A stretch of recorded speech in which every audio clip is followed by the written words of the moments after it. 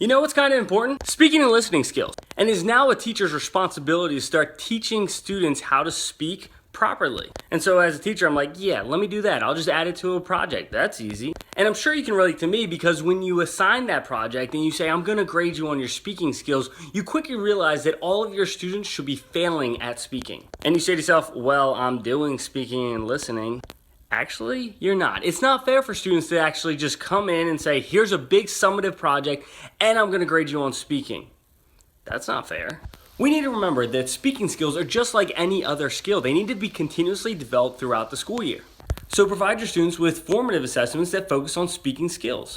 And here's an example. I had my students create a project where they're gonna have to present information about a certain topic. So knowing that my students were gonna have to stand up in front of class and speak in front of everyone, instead of grading them for the first time, I said I was just gonna record them. And so once the presentations were completed, I had the students go back and watch their individual recordings and reflect on their ability to speak. So instead of me telling them how horrible they were at speaking, they saw how bad it was. And I don't mean to be rude, it's just we don't practice speaking. So if we don't give students the opportunity to reflect and view what they look like when they're actually speaking in front of a group of people, then they're never gonna learn. And once students realize what they looked like while they were speaking, how they were speaking, and the way that they presented themselves, we were able to set specific goals for each student to work on to develop their speaking skills. So over the next couple of weeks, we did little assignments that would help students develop their speaking skills.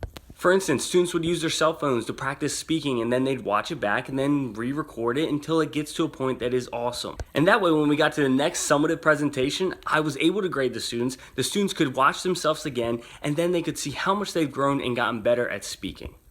Remember, students only learn what we explicitly teach.